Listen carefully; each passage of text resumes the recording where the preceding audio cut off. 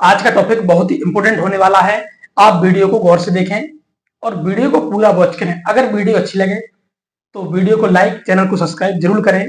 और आप देखते हैं आज का बहुत इंपॉर्टेंट टॉपिक है जो कक्षा 6वीं, 7वीं, 8वीं, 9वीं, 10वीं के लिए बहुत ही इंपॉर्टेंट टॉपिक है।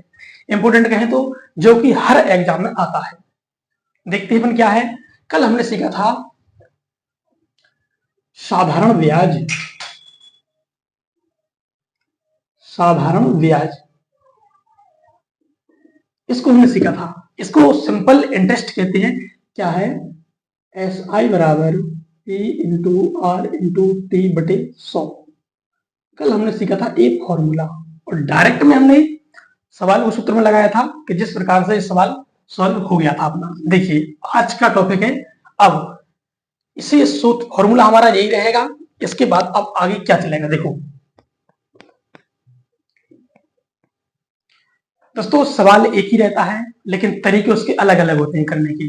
अगर सवाल आपके लिए करना आता हो तो आप सवाल को किसी भी तरीके से कर सकते हैं, लेकिन आपका माइंड, जिस प्रकार का आपका माइंड काम करेगा, सवाल एक ही है, करने के तरीके हजारों हैं। और जो आपको तरीके में समझ में आ जाए आप उसको उस तरीके से एडजस्ट कर लेंगे। देखिए जैसे मान के चलिए कोई सवाल दिया है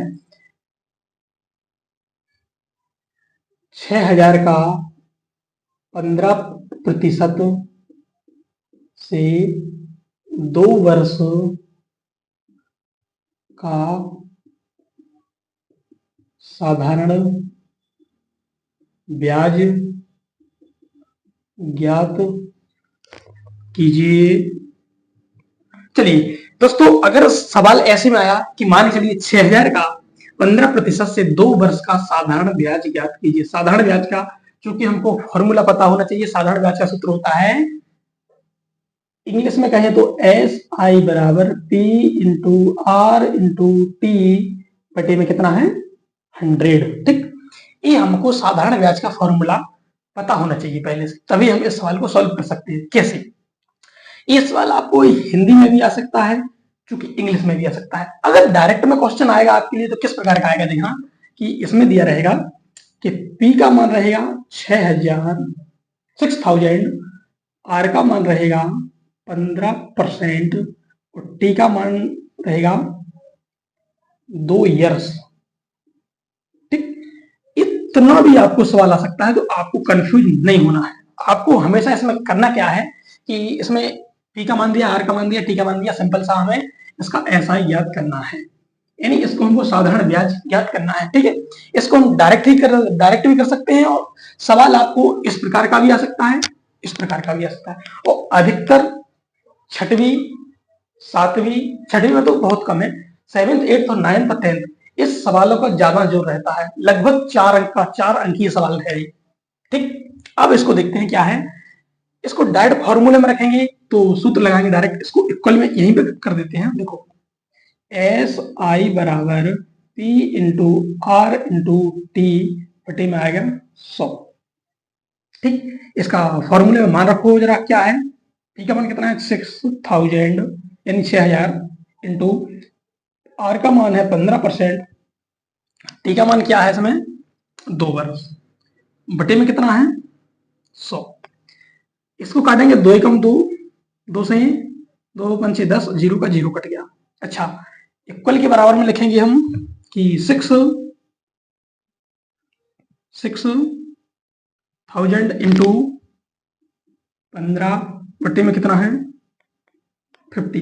देखो इतना हमारा कैलकुलेशन यहाँ पर 2 से हमने इस 100 को काट दिए, इतना कैलकुलेशन हो गया हमारा। अब कैलकुलेशन होने के बाद जो बची हुई संख्या है इसको हमने यहाँ लिख ली। इक्वल हमेशा बराबर के बीच में आता है। चलिए इसको देखेंगे तो 5 से कट जाएगा, 5 दिया 15 और 5 एकम 5, 10 हो गया, ये कट गया। अच्छा, अभी भी संख्या कटने लायक है, इससे यहां पर कटेगी। देखो बटे में 10 है। चलिए अब इस संख्या से इसको काट सकते हैं, या तो ये तो विषम संख्या आ गई, यहां से यहां तो कटेगा नहीं। अब इसको संख्या को इससे काटते हैं। चलिए 2 से काटो, 5 से काटो, 5 दूनी 10, 5 एकम 5, एक बचा हुआ है, 5 दूनी 10, तो ये 6000 कट गया डायरेक्ट, तो कितना आ गया 1200। अब यहां पर आ गया 1200 इंटू 3/2। अच्छा, एक बार डिवाइड और चला जाएगा अभी तो, 2 एकम 2, 2 6 12, ये 1200 कट गए। बचा खोचा क्या है हमारे पास, क्या बचा है 600 इंटू 3 बटे में एक है, तो एक की कोई वैल्यू नहीं होती है, एक को हम लिख भी सकते हो नहीं भी लिख सकते हैं, क्योंकि एक का मान एक ही रहता है, सिंपल सा, ठीक है। अब इसके बराबर इक्वल में करो, मल्टीप्लाई में, चूंकि मल्टीप्लाई हो जाएगा तो 0 का 0, 0 का 0, 3 6 18, तो इसका कितना आ गया 18% ब्याज।